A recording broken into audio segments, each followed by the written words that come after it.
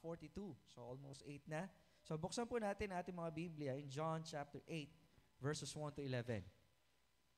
John chapter 8, verse 1 to 11. Yan. So siguro nagtataka yung dalawang Bible school student kasi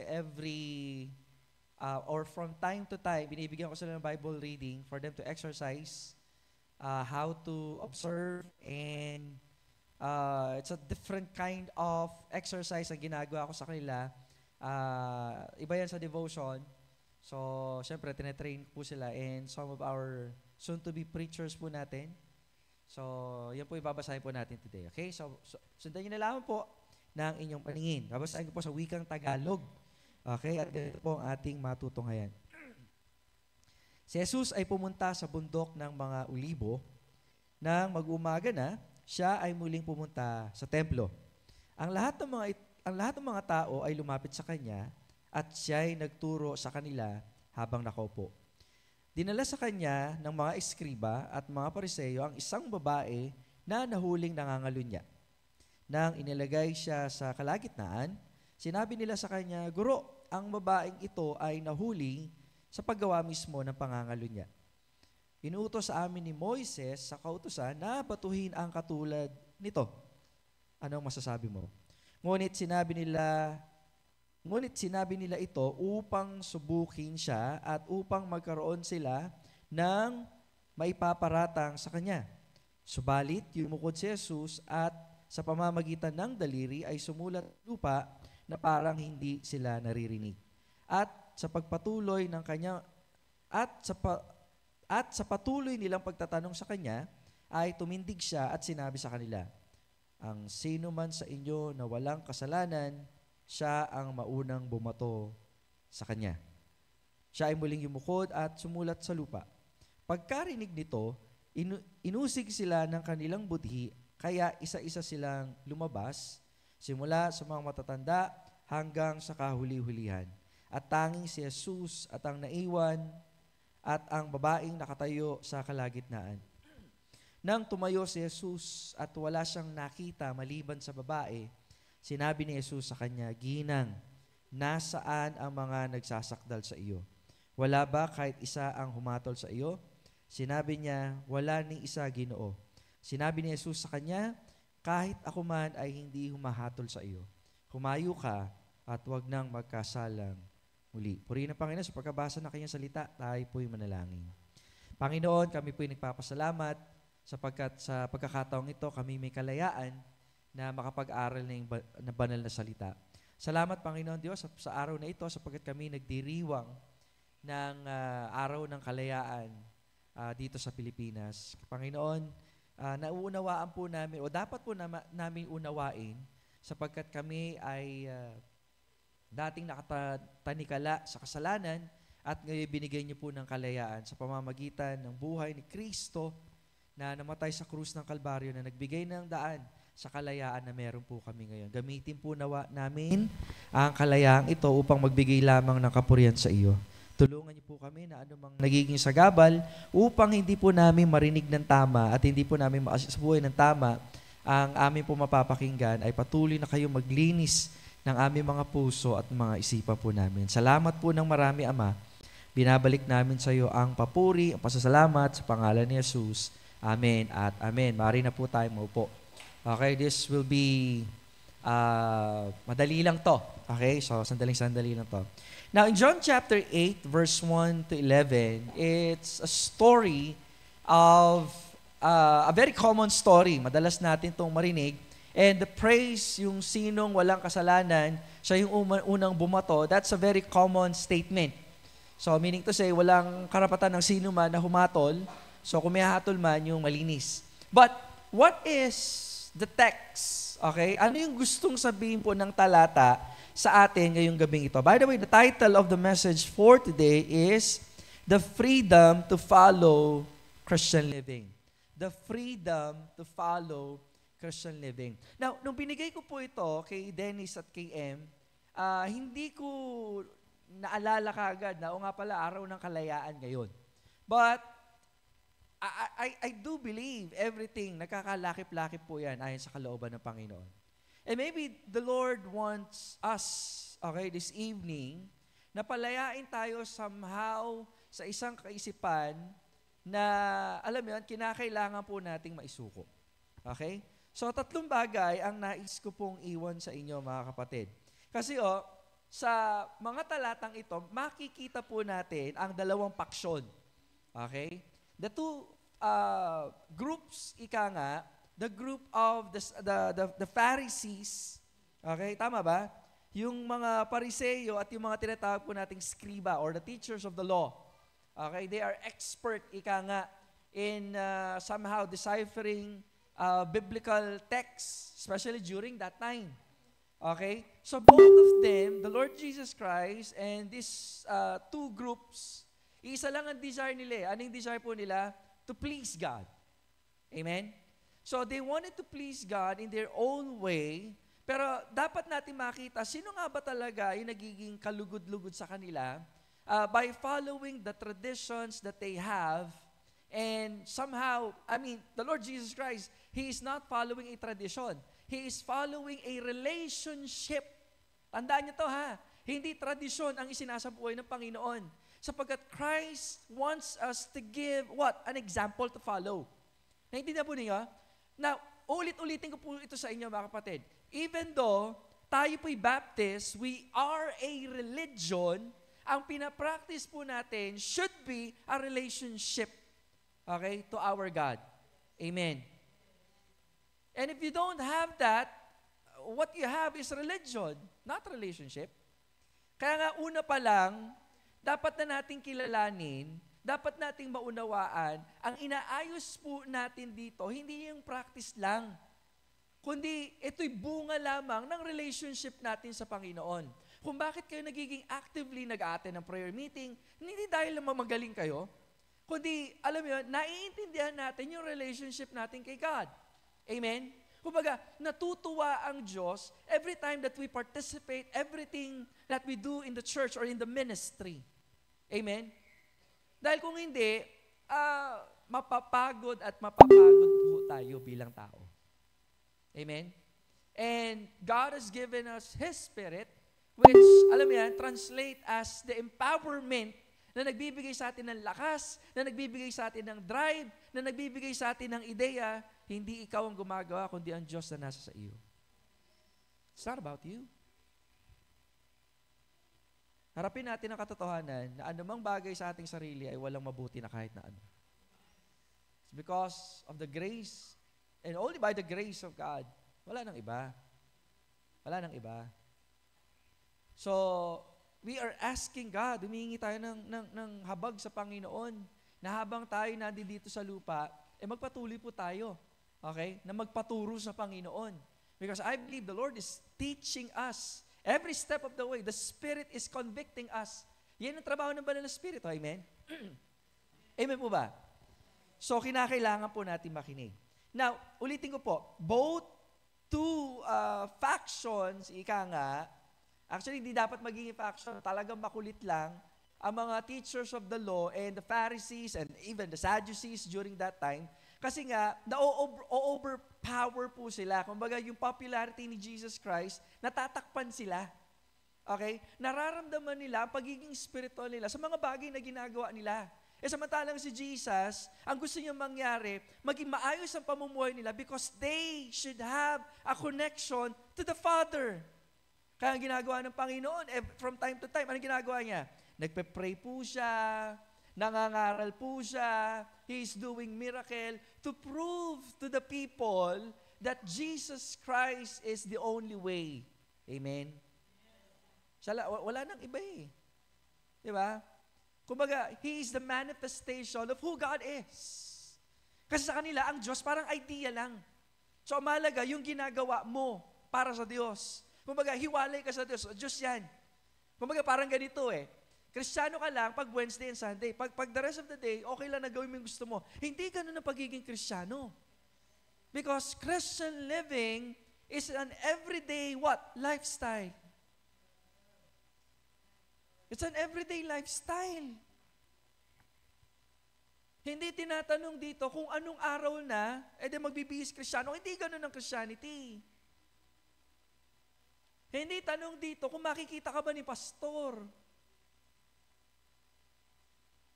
Nakakalungkot isipin, masyado tayo nagiging makamundo in every way. Sabi ko nga, na para bang, alam mo yun, kinakailangan mong somehow, hindi makita si pastor, para at least kahit paano malaya mong magawa, o maiugali, o maiisip, o maisalita, yung mga bagay na makapagpapaligaya lang sa iyo. Remember, we are living not to please ourselves, not to please everyone or a specific person. Nandito tayo ngayon to be what? A pleasers of God. We are the audience of one and one only. And that is God. Yun yung ginagawa ng Panginoon dito. So ngayon, kapag masyado ka kasi naging religious, naging maka-church, naging maka-ministry, ang tingin mo ngayon sa ibang tao, pangit pag hindi nila ginagawa yung ginagawa mo. Just like the Pharisees and the Sadducees. Ganun yung tingin nila. Okay? Tingnan natin. Let us look on the lens. Ito yung maganda rito kapag, alam mo yun, tinitignan natin. Okay? Textual criticism, ika nga. Tignan po natin ang pamumuhay ng mga taong ito. Okay? Are they wrong? Mali ba yung ginawa nila? Is it, alam mo yun, they're doing it out of their own trip, ika nga? Actually, hindi eh. Tingnan nga natin. Verse 1. Okay, tingnan natin. The King James. Jesus went unto the Mount of Olives. Then verse 2. And early in the morning, he come again to the temple, and all the people came unto him and sat down and taught them. Eh, laging ginagawa ng Panginoon eh. Why? Because again, sabi ko, when it comes to our relationship to God, lagi natin tinatanong, Lord, ano po bang gusto niyong gawin ko ngayong araw to? Yun yung sinasabi ngayon ng Panginoon. Okay? So, yung pag-aaral dyan, it's not a typical na para bang school type. Hindi ganun eh. Kumbaga, inaalam mo, inaaral mo, ano nga ba yung kalooban mo sa akin ngayong araw na to, Panginoon? Just like a regular, alam mo yan, a believer of God, they should know the will of God. And they can only know the will of God by following the Word of God. Malalaman mo ang kalooban ng Diyos kapag sinusunod natin ang salita ng Diyos. Tama? Pero hindi ito sa paraan na ginagawa ng mga Pariseo at mga, alam mo yan, teachers of the law. Tingnan po natin, verse 3.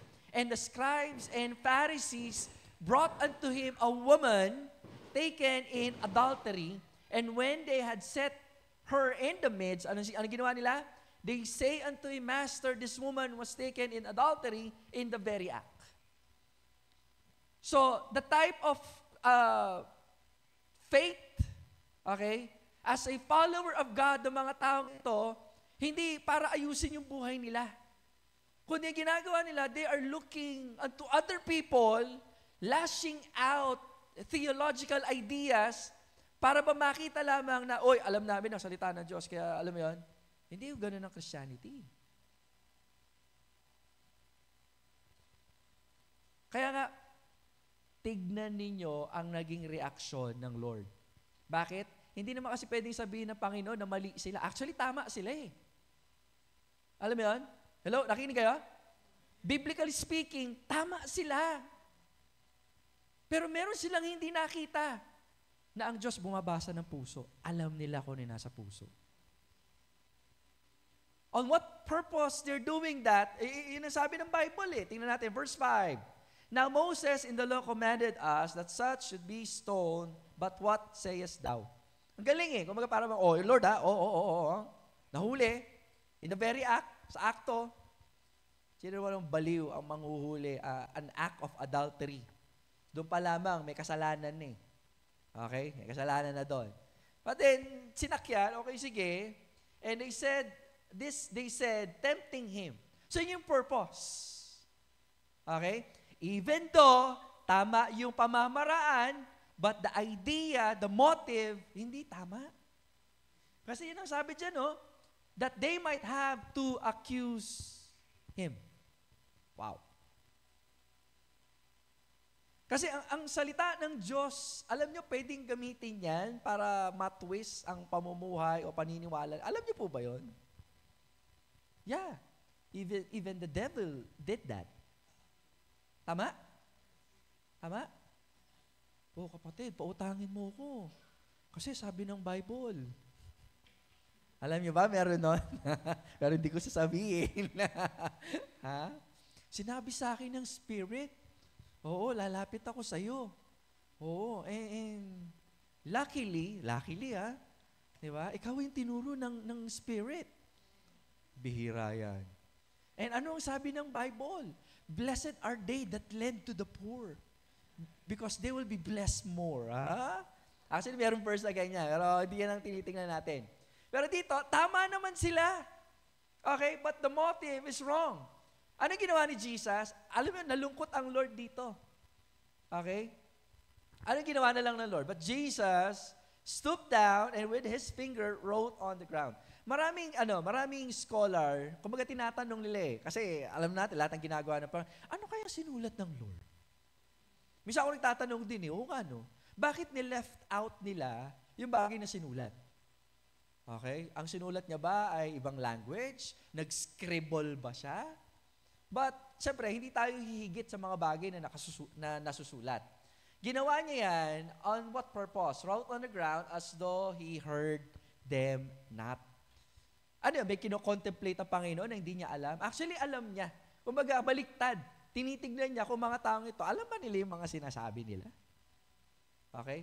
Tuloy mo natin, verse 7. So when they continued asking him, he lifted up himself and said unto them, okay, napuno na ang Lord, kasi kinukulit Okay? Kinukulit. Oh Lord, ano na? Yeah, para bang they're thinking, masukol na kayo ni Jesus. Okay? Hindi niya alam kung ano sasabihin niya. Huli na. Oh, nano? Ginaganon. So ngayon, sabi ng Panginoon, ano sabi niya? And he said unto them, he that is without, the very famous statement ng Panginoon, ang sino man ang hindi nagkasala sa inyo, siya ang unang dumampot ng bato at batuhin ng babaeng ito. And that is very beautiful. Ika nga, because pinapakita dito what type of Christianity you possess. Are you the type of Christian na ang dami-dami mong alam sa salita ng Panginoon, pero yung damdamin, yung puso mo, yung motibo mo sa pagiging mananampalataya ay iba? Or you are the type of Christian na agaya na ginagawa ng Panginoon? Okay? And when you are a follower of Christ, ano nga kasi uli ang tawag sa atin? Christian. Okay? So commonly, tinawag yan sa atin nung first, if I'm not mistaken, the first missionary journey, it was in Italy. Actually, yung term na Christianity, hindi naman talaga pangalan. It's an insult. Mga Kristiyano la rin, taga-sunod ng Kristo. But the real name, o the name na talagang in-embrace ng mga mananampalataya, alam mo kung ano? We are called the followers of the way. Alam mo ba yan? Because Jesus is the way. So we are the followers of the way. Pero dahil mas nakilala lang yung term na Kristiyanos, okay, a term for an insult, in-embrace na natin yan. Bakit? Totoo nga naman taga-sunod tayo dapat ni Kristo. Now, let us ask ourselves, are we actually following Christ? Talaga nga bang sinusunod natin siya sa puso, sa isip, sa gawa, sa pananalita? Yun yung mga tanong na kinakailangang makita sa mananampalataya. Hindi yung tinanong, anong religion mo? That's not it. Hindi tinatanong dito, what are your ministries? Hindi tinatanong dito kung saan denomination, ano yung title mo, hindi yun. Kundi dapat nakikita, ano ba yung pamumuhay mo? Yung tipong kahit nga hindi magtanong alam na kagad nila kasi naisa sa buhay mo. That is one of the saddest part of our, time sa panahon natin ngayon. Kasi ang Kristiyano, ginawang label. And everyone wants to be labeled as Christian. Why? Sikat Ngayon, pag sinabing Christian, mababait yan. Sana nga. Pero sabi natin, we should not be pleasers of men. Hindi dapat tayo, namumuhay para matuwa ang ibang tao. Hindi yun ang goal natin Hindi tayo nabubuhay para bigyan ng katuwaan ng ating sarili. Ano sabi ng Bible? Let us deny ourselves, deny even your happiness. your dreams. You should abandon those things. Why? Gusto natin ma-please ang Lord. Very rampant ho ngayon, at ako'y nalulungkot sa mga churches nowadays, that for them, para ma-invite nyo lang sa church, kinakailangan sprinkle ng konti ang tinatawag natin prosperity gospel. Don't get me wrong, okay? Uulit-ulitin ko to sa inyo, na ang mananampalataya ay automatically pinagpapala ng Diyos. Kaya hindi natin dapat hina-highlight sa pagpapala lang, kundi dapat sa Diyos mismo. Dahil natural lang na pagpapalain ka ng Diyos. Bakit? Anak ka niya eh. Parang magulang sa anak. Bakit? Hindi ba alam ng magulang ang pangangailangan ng anak? In fact, gagawin lahat ng magulang para sa kanyang anak. Anak niya yun eh. Diba? So, alam yan, as a Christian, kinakailangan ma-highlight our relationship to God. Wala nang iba. Kung makakikita ka ng pagpapala, bunga na lang yun. Bunga na lang yun. Kumbaga, it's a natural thing. Di ba? Kumbaga, hindi yan dapat masyadong na-highlight sapagkat kung pinagpapala man tayo ginagawa ng Kristiyano, kasi andyan si Lord. Kaya mag-alala, pagpapalain tayo ng Diyos. Tingnan mo yung katabi mo. Sabi mo, pagpapalain ka ng Diyos. Ang tanong, sabi mo sa kanya, naka-ready ka na ba? O, pangalawang tanong, sumusunod ka ba? Tama? Tama, di ba? Kung pinagpapala ka ng Diyos, humanda ka. O bakit kasi minsan di pinagpapala? Di ka naniniwala eh. Di ba? Madami mong pagdududa. Paano kayo i-bless ng Lord kung puro ka pagdududa? Pangalawa, ba't hindi ka pagpapalay? Hindi ka sumusunod eh. Gusto mo pagpalain ka pero pasaway ka. Hindi mo pwede yun. Hindi mo pwede yun. Kahit saan nyo tignan, magulang, estudyante, sa trabaho, hindi pwede yun. Nakapagpasaway ka, merong kapalit na mabuti. Walang ganun. Walang ganun. Even in Christianity, wala hong ganun. Ang tanging bagay na naibibigay sa atin, kahit na hindi tayo karapat-dapat, isa lang. Ano yun?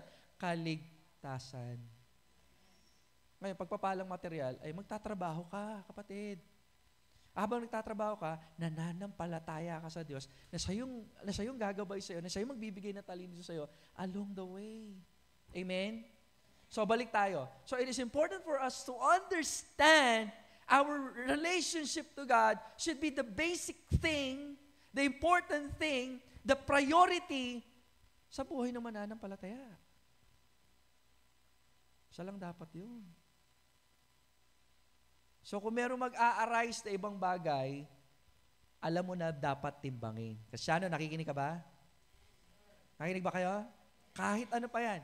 Pag nandiyan dyan, sa mananampalataya, you have a good relationship with God. Hindi man siguro perfect, but at least good, because God is giving us wisdom, because we have the Spirit of God, and the Spirit of God giveth us what? Guidance. Which translate what? Wisdom. Kasi sa'yo, hindi mo naman alam yun eh. Pero dahil tinuturo ng banal na Espiritu, nagkakaroon ka ng natural na talino. Ngayon, it's up to you. Susunod ka ba o hindi? Yun. Diba? So ngayon, hindi ito nakuha ng mga Pharisees and Sadducees. Teachers of the law. Kasi mga maraming faction yan eh. Huwag kayong maglala. In manner and customs, pag-aaralan po natin yan. Ano ba itong mga factions na ito? Even the mob. Malaki ang trabaho ng mob in the New Testament. Alam niyo ba yan? The very reason kung bakit napako ang Panginoon, it's because of the mob. Okay, may nagsulsol, may mga ganong sistema. Pero even though ganon, okay, tinitingnan po natin. Ano nga ba? 3 bagay na nais ko pong iwan sa inyo. They are ignorant, number 1, of the person of Christ. Okay? The person of Christ. Hindi nila kilala. Okay? So even though Jesus is teaching, okay, He is giving them His word, He also giving them His work.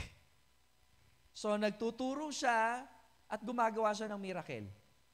Bakit niya ginagawa yon? Kumbaga, fulfill niya yung promise, yung prophecy of what? The Bible, which is ito yung pinag-aaralan ng mga to. Kasi kung talagang kilala nila ang person ni Jesus Christ, hindi naman siya dapat susubukan ng mga to eh. Tama? Kapal naman ang mukha mo Diyos yan eh. They don't know that. They don't know that Jesus Christ is the Messiah. Okay, bakit? Mga hambugi. Okay, ang nangyayari, they want to become a follower of God by their own trip, by their own status, manipulating everything in their own way, even yung pagpapray. Para lang maramdaman nila na talagang Kristiyano sila, nagpapray yan sa palengke. Tapos nakataas ang kamay, may mga pulpit pa yan, may mga platform pa yan. Oh, Diyos namin, ni Abraham! Ang galing. So sa kanila, ang Christianity, pag napiplease yung ibang tao. Ang mananampalataya, hindi ganun. Kinikilala natin ang Diyos. Ang problema lang, dahil malayong-malayo tayo sa ganung sistema, kinakailangan ng daan at dadaan tayo kay Jesus Christ. He is the way. Bakit tayo dadaan sa Kanya? Siya yung nakakaalam kung paano ba talaga magbigay ng kapurihan on that relationship.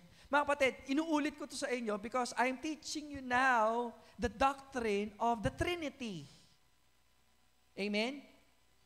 Nananalangin tayo sa Ama. So we don't say, Papa Jesus. Okay? Baka lang di nyo alam. Kasi when we pray to God, to the Father, the Holy Spirit's job is to guide us. And when we end the prayer, ano gagawin? In the name of Jesus. May trabaho ang Trinity. Even in our salvation, nagkasala tayo sa Ama, ang naging daan ang anak, at ang tatahan ang banal na Espiritu. Amen? Now, if we are ignorant of the person of the Lord Jesus Christ, we miss everything. Yun yung nangyari dito. Kung bakit sa di malamang pagkakataon, alam mo yun, they wanted to, alam mo yan, kasi ang gusto mangyari dito, they wanted to outsmart Jesus. Alam mo ba yan? Kala nilang he is just a mere man. Ayun, ginawa nila. So, thinking, masusukol si Jesus, inibalo yung sagot. Ganun sila eh. Minsan sa buhay ng mananampalataya, we wanted to outsmart God. By the choices we make, by the words we say, and sometimes, pinagmamalaki natin yung mga bagay. Hindi nyo man alam, minsan nagiging ganun yung mindsetting natin eh. Lord, hindi mo na ako mag-aano kasi dami ko na pong ginawa sa inyo, ha? You cannot outsmart God. Nakikinig po ba kayo? Lord, hindi mo na ako mag-offering kasi nag-tithes na ako. You cannot outgive God. Ka nagiging madamot sa Diyos.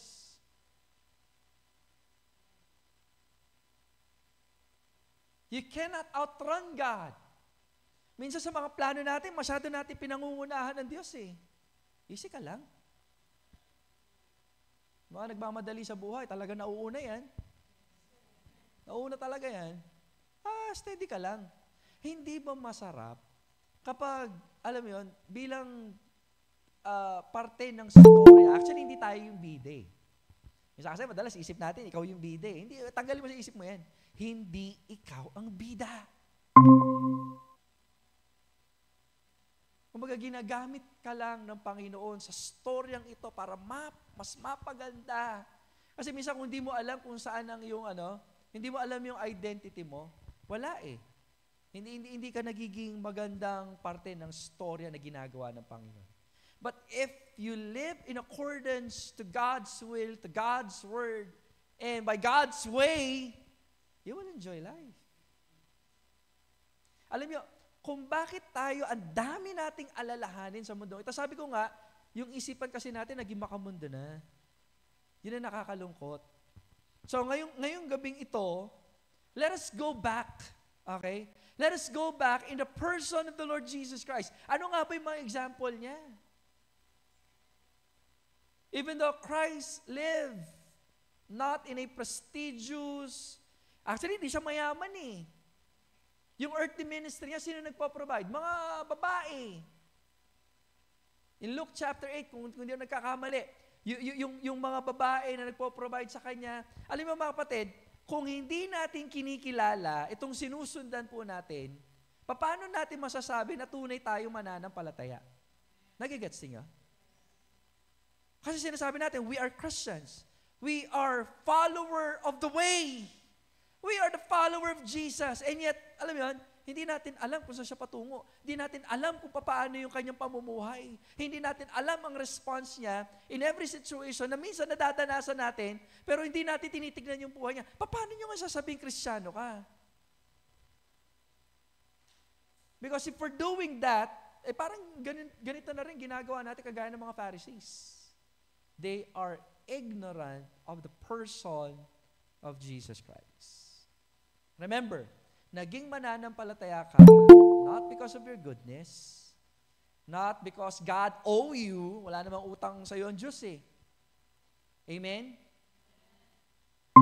Tayo ang may utang sa Kanya. Walang anumang pwedeng makapagbayad ng utang na yan maliban sa ginawa ng Panginoon.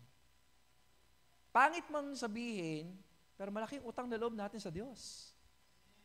Malaking utang na loob natin kanino? Kay Jesus Christ. Pero hindi tayo pinipilit kailanman ng Diyos. Amen? Nakakalungkot nga.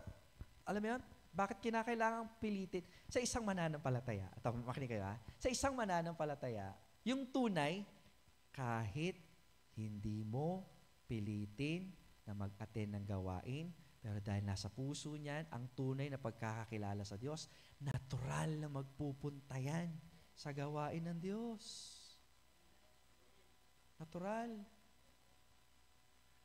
Hindi na kinakailangan pang dasalan na, Lord, tanggalin niyo po ang anumang sibat, anumang bundok, anumang ilog na nakaharang para ako'y pumunta sa gawain ninyo. Hindi ganun. Kasi kahit meron pa yan, kung talagang mahal mo ang Panginoon, pupunta at pupunta ka. Kahit hindi ka palalahanan. Kasi ang tao nagmamahal, naaalala niya kung sino yung minamahal niya. Ang tao nagmamahal, handa yang gumastos. Ang tao nagmamahal, kahit mahirapan, mahirap eh, tutuluyan niya pa rin. Bakit? Mahal niya eh. Why? Because they know the person of Jesus Christ. Pangalawa, ano pa yung ignorant ng mga taong ito? They're ignorant of the purpose of His coming. Ayan. They are ignorant in the purpose of His coming. Naparito ang Panginoon not to judge. Okay? So, yung ginawa nila dun sa babae, mali yun. Bakit? Una nga, hindi nila kilala si Jesus eh. Pangalawa, hindi nga alam kung ba't siya naparito sa lupa. So naparito siya not to judge, but to save the world. Huwag ka mag-alala, paano yung judgment? May panahon yan. At yan ang hinihintay natin, mga kapatid. Naniniwala kayo doon? Yan ang hinihintay natin. Nung dumating si Jesus Christ, alam mo yan, ang ugali, love. Pero magwawakas din yan eh. Kasama ng love yung grace eh. Pero magwawakas yan. Kaya nga hanggat may panahon pa, kinakailangan sabihin na natin sa lahat ang patungkol sa salita ng kaligtasan kasi matatapos yan. Kasi babalik ang Panginoon hindi na bilang tagapagligtas, kundi babalik siya bilang judge, bilang hari at husgahan niya lahat ng tao. Amen? So, they are ignorant of that. Okay? They are ignorant of the purpose of His coming. Hindi tatagal. Pangatlo, they are ignorant of the promise of Christianity. They are ignorant of the promise of Christianity. Ano yung ibig sabihin nito? Although hindi mo nakita ng mga taong ito na may lilitaw na people according to His name, which is Christ, tayo yon, amen? We have been prophesied, di ba? Na mabubuo, not exactly as a church. Wala nga nakakita, sabi ko nga eh. Pero dahil tinanggap natin, because of the rejection of the Israel to the Messiah, tayo ngayon na hindi karapat-dapat on that salvation, tinipon ng Panginoon. So ano yung ibig sabihin nito? Ngayong nabubuhay po tayo na 21st century, dapat kakitaan po tayo ng pamumuhay bilang isang mananampalataya. And how Jesus react in this story, dapat makita din sa buhay ng mga Kristiyano. Amen? Actually, hindi ito madali. Diba? Hindi ito madali sapagkat bilang isang tao, tumitingin tayo sa maraming bagay. Tumitingin tayo sa nakaraan, tumitingin tayo sa kalalagayan, tumitingin tayo sa itsura. Sa ganun eh. Tama? Maming kayo hindi. Pag kalbo at may balbas, hindi ka tiwala doon. Diba? O di kaya, parang kanina yata yung nag-uusap. Kanina nag-uusap sila doon. Parang binati yata ni Ate Maya Casiro sa, ang ganda mo ngayon. Kasi maayos yung puso mo. Sabi, sumingit ako, paano si Dennis? Kawawa naman si Dennis. Ayusin niya. Although biro lamang yan, balik tayo. Sometimes people, alam mo yan, lagi tumitingin yan sa pwedeng makita. Pero inutusan tayo ng Panginoon eh. Paulit-ulit, love. Love one another. Mas matindi rin, love your enemies. Hindi madali yun. Yung love one another nga, minsan sumasabit pa tayo eh. Diba? Mamahalin kita kapag pinansin mo ako. Pero pag di mo ako pinansin, papansinin kita dyan. Di mo ako kinamayan eh. Diba? Ayusin mo yung sarili mo, mga tipong gano'n. Pero, bilang mananampalataya, binabago tayo ng Panginoon. Kung nagkamali tayo, huwag ka na huwag mo na labanan. Dapat umamin ka na at ipabago mo sa Panginoon. Amen? So mga kapatid, hindi tayo papakaba, no? We need to seek opportunity, okay, to know Him. We need to seek opportunity to know Him. Sa bawat sitwasyon at bawat pagkakataon na nangyayari sa atin, please, hanapin niyo ang Panginoon. The person of Jesus Christ should manifest. Yun yung dapat nakikita. Ngayon, kapag may sitwasyon na para bang nag-challenge sa inyo to act differently, halimbawa, you respond hindi bilang isang mananampalataya, you need to pause for a while and think, tama ba itong gagawin ko? Or masyado tayo impulsive, kagaya ni Peter. Kung ano na yung sitwasyon, sige, galit. Sige, larga. Baguhin natin. Pangalawa, we need to serve in our limited time. Yan.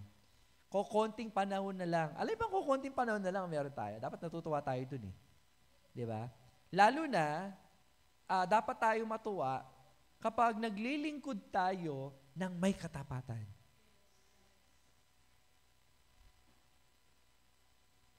Hindi tinatanong kasi dito ng Lord, magkano yung pera mo sa bulsa? Meron ka. Basta, ano yung meron ka, ipagamit mo sa Kanya. Pagamit sa Kanya. Last, we need to show how and what kind of life we have in Christ. Ulitin ko. We need to show how and what kind of life we have in Christ. These are common statement. Okay? Remember that. Common statement na kinakailangan nating isipin over and over again. I'm sorry. Wala nang bago na pwedeng maibigay sa atin maliban sa itinuro ng Panginoon. Kung nagsasawa kayo dyan, then nasa sa inyo yun. Pero magandang tanong siguro dito, kung talagang nagsasawa ka na, ang tanong, naisabuhay mo na ba? Kasi kapag panuntunan ng Panginoon, ang Kristiyano, hindi yan dapat nagsasawa. Amen? Kung sinabi na to, tanungin mo, ano ba mga bagay sa buhay ko na i-apply ko na ito? Ngayon, ano pa ba mga bagay ang hindi ko pa na-i-apply? Ano mga bagay na hindi pa nababago? Hindi porke may ginagawa ka na sa Panginoon, okay na yun. Hindi po. Dapat yung level ng ating growth, step by step, ina-achieve po natin yan. Nakikinig po ba kayo? Dapat step by step, tinatanong natin lagi ang ating kasi kung hindi, Sayang yung panahon.